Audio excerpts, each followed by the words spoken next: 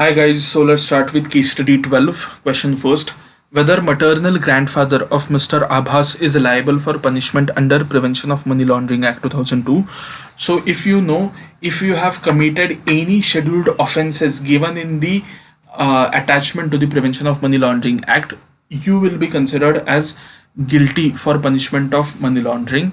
So from case study we can see that yes, Mr. Abha's maternal grandfather went to UAE for business trip and purchased gold jewelry having a weight of 5 kg. He hid the gold jewelry in the white goods to save the custom duty. Okay, so he has clearly evaded the custom paying the custom duty by committing a uh, crime under Customs Act to save the custom duty. Okay, so I have checked the schedule where various offense list of offenses are given. So I can say that as per para 12 of part 1 of the schedule, the offense of evasion of custom duty is covered under para 12 of part 1 of the schedule. Hence, maternal grandfather will be guilty of an offense under PMLA as he has evaded paying custom duty by hiding the goods in white goods. Okay, next. Whether Mr. Rahman can purchase the agricultural land in Ludhiana on his own name. So at the start of the case study, they have clarified that Mr. Rahman is a person, is a Pakistani person. Okay, and from FEMA Act, it is clearly stated that provided no person of Pakistan and various other countries shall acquire a immovable property other than lease on not exceeding 5 years. So provided no person shall acquire immovable property without prior approval of the Reserve Bank. No person of Pakistan shall acquire immovable property without prior approval of Reserve Bank. So whether Mr. Rahman can purchase the agricultural land in Ludhiana? Yes, he can purchase land in Ludhiana provided after taking the permission of RBI. Okay, so option B is the correct answer. Okay, who can be considered as Benamidar for the property purchased in Maharashtra? Okay, so if you see here,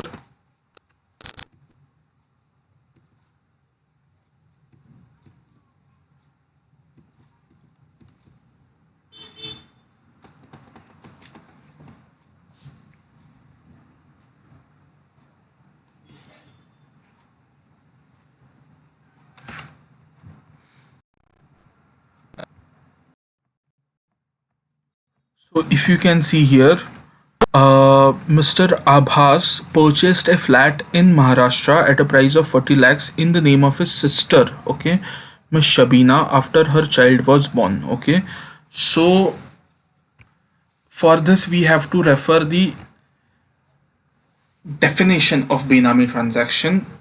Here it is clearly stated that the consideration for the property was paid by Mr. Abhas, but the property was registered in the name of his sister only. Okay, so if you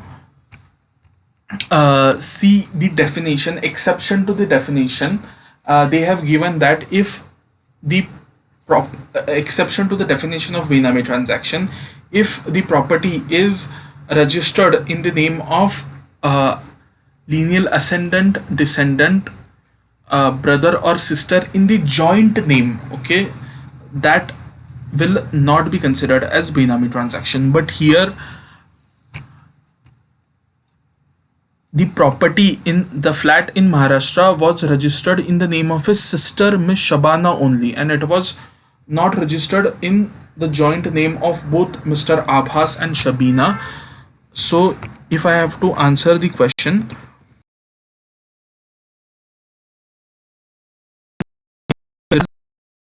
Maharashtra. So as you all know, Benamidar is a person who lends his name for the property. So here Shabina be considered Benamidar because the property is registered in her name and the consideration for the same is paid by Mr. Abbas.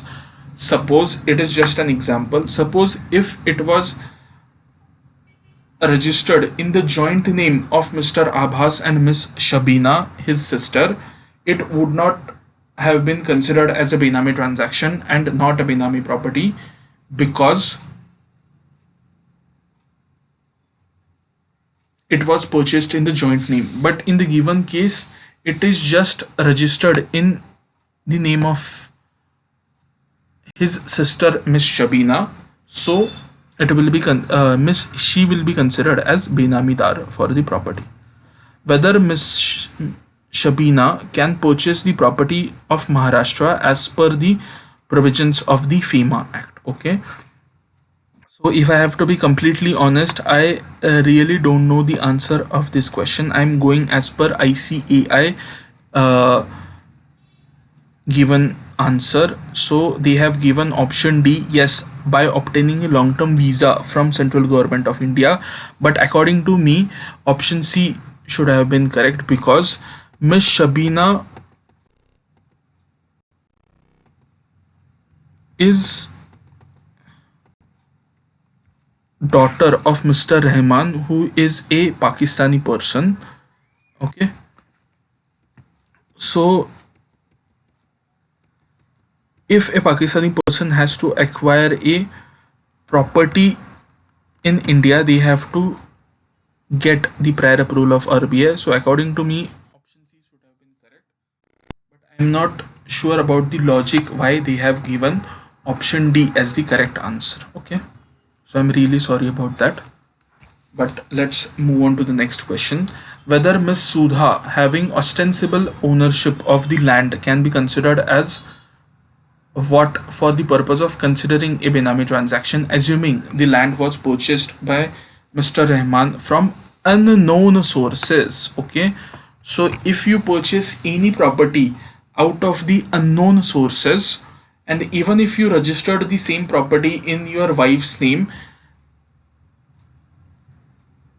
it will be considered as Benami transaction because it is purchased from unknown sources. So they are asking whether Miss Sudha having the ostensible ownership can be considered as for the purpose of Benami transaction, assuming the land was purchased by Mr. Rahman from unknown sources. Okay, so suppose the question is asking, suppose the land was purchased by Mr. Rahman, but it was registered in the name of Miss Sudha having the ostensible ownership, which means that the ownership is only for the namesake, that is Miss Sudha is lending her name for registering such property.